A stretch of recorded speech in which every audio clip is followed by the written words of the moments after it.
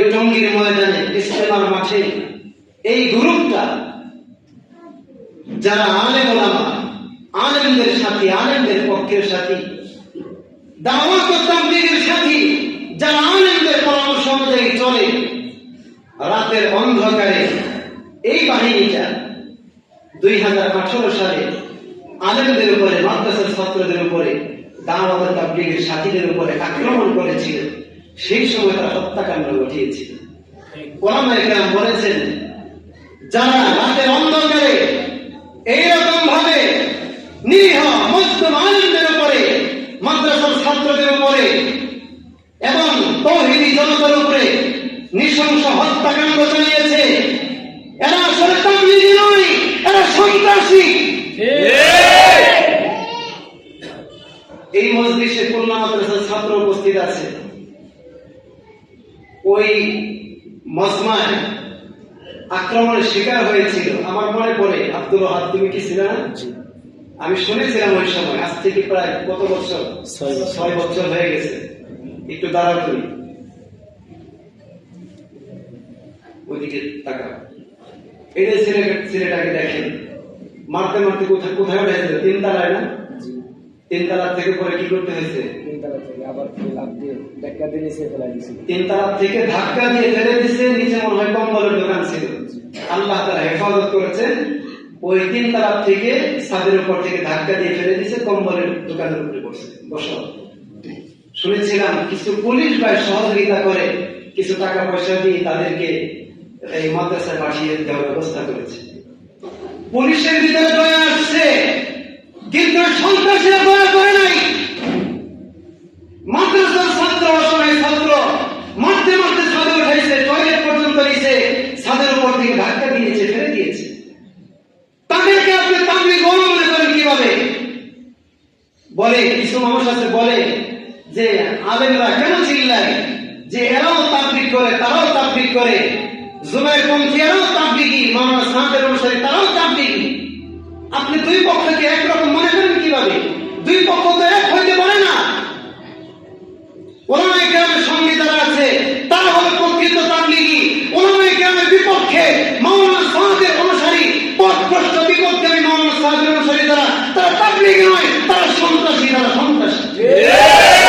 নারায়ে তাকবীর!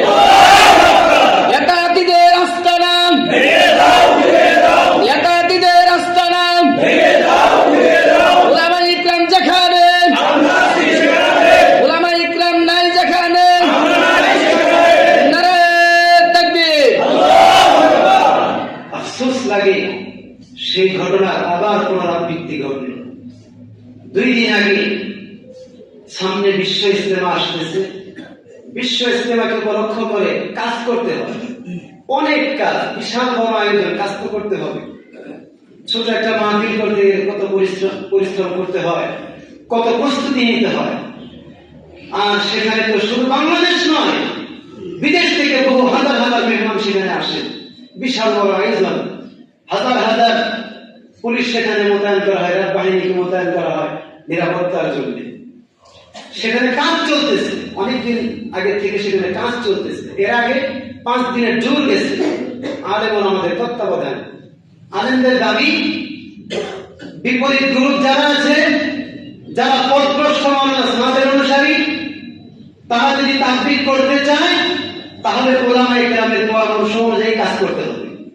তারা ইতিপূর্বে যে ভুল করেছে, অপরাধ করেছে, তওবা করে তাদেরকে ফিরে আসতে হবে, তওবা করতে হবে তাদেরকে। আর তাদের যে লিডার, সভাপতি মাওলানা সাদ, তাকে মাওলানা বলি কিভাবে? তিনি ভণ্ড মাওলানা, তিনি সঠিক মাওলানা নন, তিনি ভণ্ড মাওলানা, পথভ্রষ্ট মাওলানা। 2-4 জন আলেম পথভ্রষ্ট হয়ে যাইতে পারে, এইরকম মাওলানা সাদ তিনি একজন পথভ্রষ্ট, বিপদগামী। তার সম্পর্কে আর কত বলবো, অনেক বলেছি ইতিপূর্বে। তিনি নবী রাসূলদের ভুল ধরেছেন,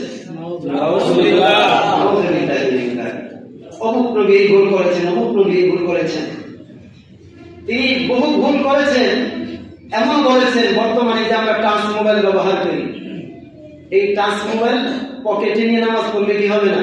নামাজ হবে না, নামাজ হবে না, তার ফতোয়া। তারপরে আমরা যে কোরআন শরীফ পড়ি, কোরআন শরীফ পড়ি অর্থ কয়জনে আমরা জানি? সকলেই কি অর্থ জানে নাকি? কয়জনে অর্থ জানে? অল্প কিছু মানুষ অর্থ জানে। তিনি বলেছেন যারা কোরআন পড়ে যদি অর্থ না বুঝে কোরআন পড়ে তাহলে এই ওয়াজিব তরক করলে, ওয়াজিব ছেড়ে দিলে যে এরকম গুনাহ হবে সেই রকম গুনাহ হবে। বলে আচ্ছা, আলিফ লাম মিমের অর্থ কি? আলিফ লাম মিম এই শব্দের অর্থ কি? এটা কি আমরা কেউ জানি? এটা তো ওলামায়ে কেরাম জানে না। কিছু কিছু বিষয়, কিছু কিছু আয়াতের অর্থ এগুলো আল্লাহ তাআলা গোপন রেখেছেন। হামিম, আলিফ লাম মিম, ইয়াসিন, নূন এগুলিকে কি বলে? হুরুফে মুকাত্তাআত বলে। এগুলির অর্থ শুধুমাত্র আল্লাহ তাআলা ভালো জানেন। এগুলি আল্লাহ তাআলা গোপন রেখেছেন। এগুলির অর্থ কি হবে আল্লাহ তাআলা ভালো জানেন। কেন গোপন রেখেছেন এটা আল্লাহ তাআলা ভালো জানেন।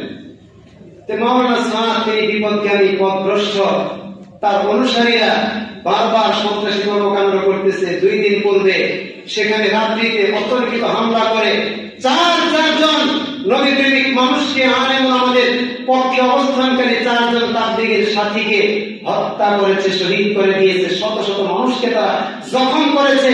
রামদা নিয়ে, দেশীয় বিভিন্ন ধরনের অস্ত্র নিয়ে, লাঠি সোটা নিয়ে তারা অতর্কিতভাবে ঘুমন্ত মানুষের উপর আক্রমণ করেছে। বলেন তারা কি তাবলীগী না তারা সন্ত্রাসী? এই কাজ যারা করেছে নিঃসন্দেহে তারা সন্ত্রাসী। যারা সন্ত্রাসী তাদের সঙ্গে আমাদের কোনো সম্পর্ক থাকতে পারে না। এই যে মাওলানা সাদের কথা বললাম,